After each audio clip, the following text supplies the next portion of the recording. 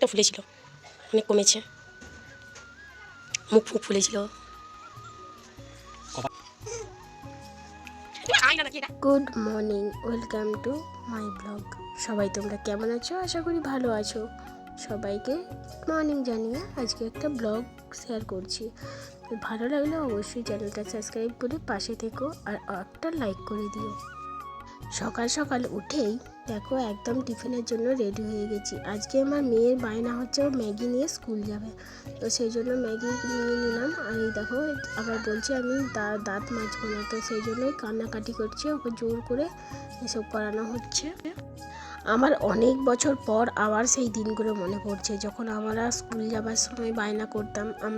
আমি কিন্তু অতটা বায়না করতাম না, কিন্তু তবুও তো করতাম। তা এই দিকে দেখো মিষ্টিকে ঘরের ভিতরেতেই সব একদম চেঞ্জ করে পরিষ্কার করে ব্রাশ ট্রাশ করে খাইয়ে তারপরে রেডি করছি। রেডি করতে করতে তোমাদেরকে একটা কথা বলছি, তুমি কথাটা না বললে মানে আমার যেন ভালোই লাগছে না। তো প্লিজ তোমরা পুরো ভিডিওটা কিন্তু কন্টিনিউ করো, তার মধ্যে অবশ্য আছে পার্টটা তুমি দেখতে পাবে তোমরা। তো তবুও আমি আগে থেকেই বলছি। দেখো তার আগে দেখো বিছানাপত্রের অবস্থা একদম যা তা অবস্থা হয়ে রয়েছে। আজকে তোমাদের দাদাভাই আমার কাছে আছে, মানে অনেক কষ্টে মনে হয় হয়তো এক ফোঁটা হয়তো পূর্ণ করেছিলাম, তো সেই জন্যই তোমাদের দাদাভাইকে এখনও আমি দেখতে পাচ্ছি। কারণ এত বড় একটা দুর্ঘটনা ঘটেছিল, সেটা তোমাদেরকে না বললে তোমরা হয়তো বিশ্বাস করতে পারবে না। তো কি ঘটনা ঘটেছিল সেটা তোমরা তো ভিডিওটা দেখতে থাকো, দেখলেই বুঝতে পারবে। আজকে যে তোমাদের দাদাভাইয়ের সঙ্গে যে আমি এখনও কথা বলতে পারছি, এটা সত্যি আমি যেন তোমাদের দাদাভাই যেন একটা পুনর্জন্ম পেয়েছে। বলে না যে মৃত্যুর কোল থেকে ফিরে আসা, সেই মৃত্যুর কোল থেকেই ফিরে এসেছে আজকে। তো তোমাদেরকে কি হয়েছে কি না সবটাই ডিটেলসে জানাবো, ভিডিওটা দেখতে থাকো। আর এই দিকে দেখো মিষ্টিকে চটজলদি আমি রেডি করছি। আর ও একদম মধু কেন খেতে চায় না আমি বুঝতে পারি না, মধু খাওয়ার জন্য ওকে খুব জেদ করতে হয়। তারপরে খাইয়ে দাইয়ে একদম টিফিন ব্যাগ পত্র সব রেডি করে বেরিয়ে পড়লাম স্কুলে দিতে। তোমাদের দাদাভাই বাড়িতে থাকলে ওই দিতে যায়, কিন্তু ওর শরীর এতই দুর্বল ও যেতে পারছে না। ওকে দিয়ে চলে এলাম, চলে এসে বাকি বাড়ির সব কাজগুলো করছি। বাকি বাড়ির কাজ বলতে জামা কাপড়ে তো একদম চারিদিক হয়ে রয়েছে, কারণ সব কিছুই কাচা পরিষ্কার করা, সব জামা কাপড়গুলো এক কাজে জড়ো করা ছিল। তো দিনটা ছিল হচ্ছে রবিবার 28 তারিখ, আর টাইমটা ছিল ঠিক 8:30 থেকে 8:45টার মাঝে। এত বড় একটা দুর্ঘটনা আমার জীবনে প্লাস তোমার দাদাভাইয়ের জীবনে, সেই দুর্ঘটনা মনে করলেই আমার এখনও চোখ দিয়ে জল চলে আসছে। তো চলো এইদিকে দেখো ওকে দিয়ে এসে বাড়ির বাকি সব কাজ করে নিচ্ছি। আজকে মা বাড়িতে নেই, মা যাওয়ার কিন্তু মন ছিল না, তবুও তাকে জোর করে যেতে হলো এক প্রকার। আর এইদিকে দেখো ওকে আবার গিয়েছিলাম স্কুলে আনতে, তো ওকে নিয়ে এসে আবার ওকে কিছুটা মুড়ি খাইয়ে দিলাম, মুড়ি টুড়ি খাইয়ে আর আমিও স্নান টান করে একদম রান্না করতে বসে গেলাম। রান্না করতে বসে গেছি যেমন তেমন। তো একটা এক্সট্রা কাজ আজকে সেরকম তরকারি পাতি কিছু করব না, কারণ তোমার দাদাভাইকে স্নান টান করানোর একটা ব্যাপার আসে, ও নিজে নিজে স্নান করতে পারবে না, তো স্নান করতে পারবে না, তো সেই কারণেই ওকে করিয়ে দিতে হবে। আর মিষ্টির তো কথাই নেই, মিষ্টি তো এক বাচ্চা ছেলে, ও তো বদমাইশি করেই চলেছে। হাত মুখ পা মাথা মানে প্রচুর ফুলে গিয়েছিল। তো তোমাদেরকে সেই ভিডিওটা আমি শেয়ার করতে পারলাম না, কারণ ক্লিপটা নেওয়া ছিল না।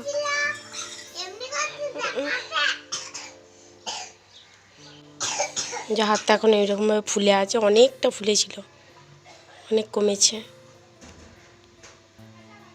মুখ ফুক ফুলেছিল। দেখো তোমাদের দাদাভাইয়ের কি হয়েছে সেটা তোমাদেরকে পরিষ্কার করে ভালোভাবে বলছি। দেখো প্রথম থেকে তোমাদের দাদাভাই আসছিল কোলফিল্ড নামে একটা ট্রেন থেকে। ও কলকাতা থেকে কোলফিল্ড ট্রেনটা ধরেছিল, ধরার পরে সেখান থেকে অন্ডাল স্টেশনে নেমে ময়ূরাক্ষী ধরার জন্য আসছিল। তো ময়ূরাক্ষী ট্রেন তখন ছেড়ে দিয়েছিল, তো দৌড়ে দৌড়ে ট্রেনটা ধরতে গিয়ে, তো যদিও এটা খুবই ভুল কাজ করেছেন, তো ও ভেবেছিল যে হ্যাঁ ধরে নিতে পারবো আজকে, সেই কারণেই এই দুর্ঘটনা। চলন্ত ট্রেনে উঠতে গিয়েছিল, ট্রেন যখন হালকা রানিং হয়ে গেছে অলরেডি, তখনই ও কী করেছে, দৌড়ে যেয়ে ধরে নিয়েছে ট্রেনটাকে। ধরার পরেই কিন্তু ওর একটা গাড্ডাতে পাটা গেছে স্লিপ করে। তো স্লিপ করে যাওয়ার পরেই সেখানে ছিল একটা ড্রেন। তো সে স্লিপ করার পরেই পড়ে গিয়েছে, আর ডান দিকটা পুরো রেল লাইনের দিকেই পড়েছিল। তো যদিও ট্রেনটা আসতে চলছিল, তো সেই জন্য একটু টাইম পেয়েছিল হাত সরিয়ে নেওয়ার জন্য, নইলে ডান হাত পা কেটে যেত বা শরীরে আরও কিছু বিপর্যয় ঘটতো, হয়তো ফিরে নাও আসতে পারতো। এইরকম একটা সিচুয়েশন ছিল। 1 সেকেন্ডের মধ্যে কোনো রকমে ওখান থেকে বেরিয়ে এক পা ঘুরে অন্যদিকে সরে গেছে, দিয়ে সেখানেই ছিল ড্রেনে উল্টে একদম পড়ে গিয়েছিল। তো সেখানে তো একদম সবটা ভিজে গিয়েছিল। তো যাই হোক, ট্রেন থাকুক যাই থাকুক, বেঁচে ফিরে এসেছে, এটাই অনেক। যে আজকালকার দিনে ট্রেন লাইনে কত দুর্ঘটনা হচ্ছে বলো তো তোমরা। তো দেখো, সবার এই মধ্যে ভাত টাত বেড়ে নিয়েছি, দিয়ে একসঙ্গে খেতে বসে যাবো। মা আজকে বাড়িতে নেই, আগেই বললাম। তো এখন খাওয়া দাওয়া করার পরে তারপরে আবার অনেক কাজ এখনও বাকি রয়েছে, কাজগুলোকে আবার কমপ্লিট করতে হবে। তো এই দেখো, তোমাদের দাদাভাই অনেক সবজি টবজি কিনে নিয়ে এসেছে। বাড়িতে কিছুই ছিল না, মানে বুঝতেই পারছো যে মা আর মেয়ে আছি, তো সেই জন্যই কোনো কিছু ছিল না। তো তোমাদের দাদাভাই আবার কষ্ট করে যেয়ে আবার বাজার করে নিয়ে এলো, সেগুলোকে এখন পরিষ্কার করে রাখছি। আমার মনটাও সেরকম খুব একটা ভালো নেই, কারণ তোমাদের দাদাভাইয়ের কথাটা ভাবতেই মনটা কেমন লাগছে, যে এইরকম একটা ঘটনা থেকে কিভাবে যে আমরা বেরোলাম। তো তোমরা প্লিজ ভিডিওটা কিন্তু দেখে একটা কমেন্ট করো। আর এই দিক থেকে মিষ্টির জল গরম হচ্ছে, ও তো খুব কাশছে, প্রচণ্ড কাশি হচ্ছে আজকে থেকেই।